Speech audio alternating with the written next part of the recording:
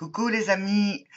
Alors, je me décide à faire une petite vidéo en prenant l'ancien système, c'est-à-dire en faisant ma vidéo hors ligne et puis en la mettant en ligne ensuite parce que je me suis rendu compte que le Facebook Live, s'il est très pratique, me donne un côté stress d'être tout de suite en direct parce que je n'ai pas la possibilité éventuellement de dire j'aurais mieux fait, je peux recommencer et tout. Donc voilà. J'ai aussi quelque chose à dire par rapport au groupe Facebook et que je me rends compte que je préfère le site, même si j'ai l'impression que ce site est en train de s'effacer. J'en ai un peu communiqué avec d'autres anciens co-créateurs, mais je reste une co-créatrice et donc je participe et donc je mettrai le lien sur le groupe Facebook qui devient, il est trop vaste et donc on s'y perd un peu. N'empêche, collaborer, contribuer et partager, c'est quand même très important. Donc aujourd'hui, je trouve l'exercice magnifique, magnifique.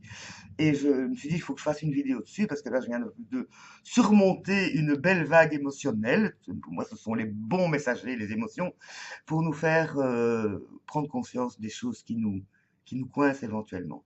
Donc là, vous voyez plus ou moins que là derrière moi, mon atelier s'est transformé pour le week-end en chambre d'hôtel parce que j'accueille une co-créatrice amie que j'avais déjà rencontrée lors d'une autre rencontre qui co-créa à Bordeaux, donc le monde est tout petit, et qui est venue suivre la formation de Joe Dispenza ce week-end à Bruxelles.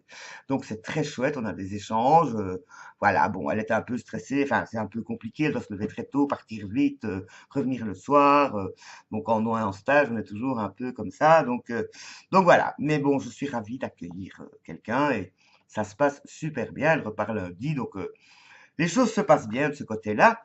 Donc, on a des discussions de développement personnel et tout ça. Et bon, enfin, des gens avec qui je peux communiquer sans devoir expliquer tout le temps. C'est très, très chouette.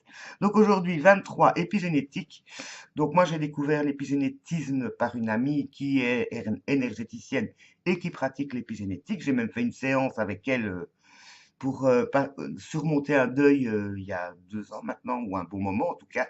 Et donc j'ai trouvé que c'était très intéressant cette reprogrammation de l'ADN. Et ça tombe très bien parce qu'en fait c'est le sujet qu'aborde Joe Dispenza dans ses formations, donc c'est-à-dire transformer nos routes neuronales. Donc, donc hier déjà, hein, l'exercice d'hier nous avait déjà préparé à prendre conscience de notre vulnérabilité. Enfin, je sens que Lilou nous amène comme ça en douceur. Il est super bien fait ce cahier. Merci Lilou. Je le trouve vraiment, vraiment, vraiment bien. Donc c'est un peu une profondeur par rapport aux autres défis. Je trouve qu'il va très loin. Vraiment, je suis vraiment contente.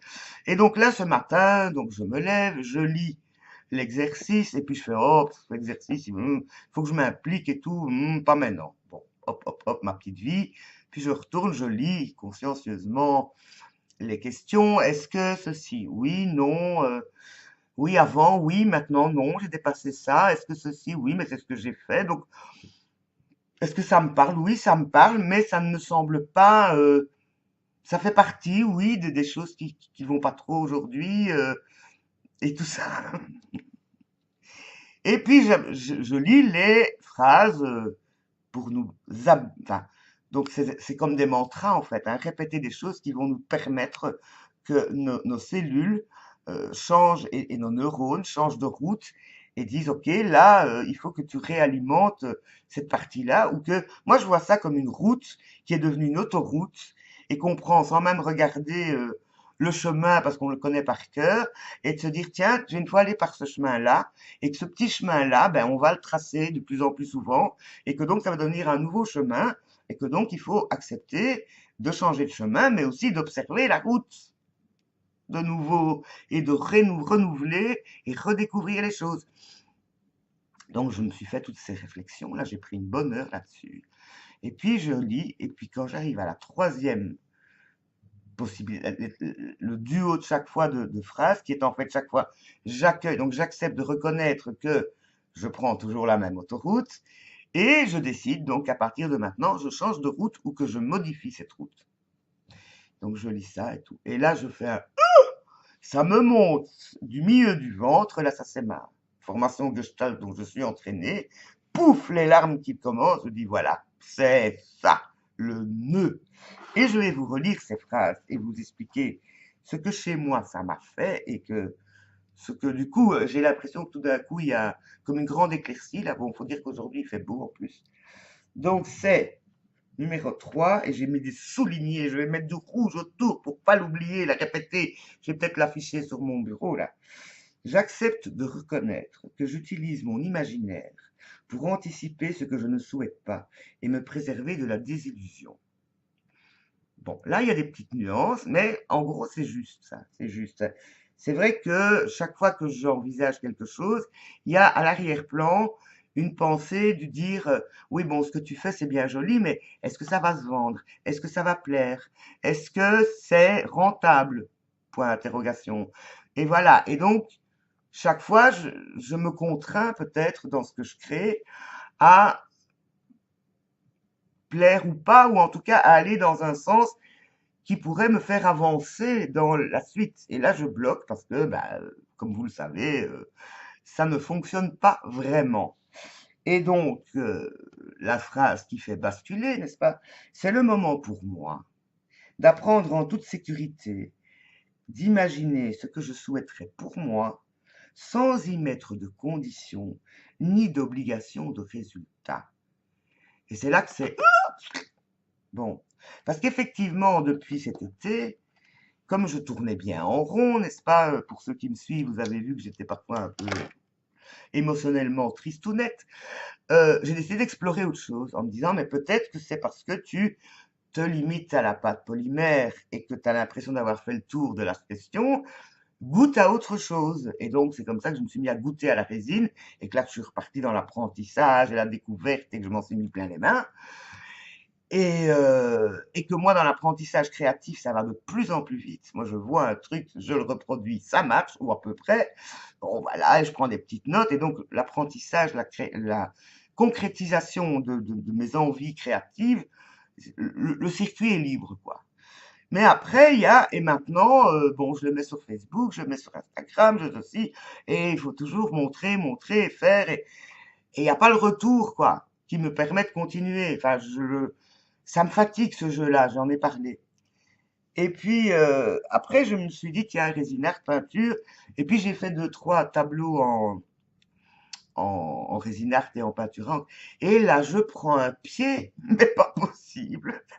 Ce qui fait que je me dis, c'est quand le prochain? J'ai toujours pas fait mon tableau de vision, vu que mon atelier est occupé là, mais ça va pas tarder. J'ai une grande toile et je la regarde en disant, demain je fais, demain ou après-demain je fais.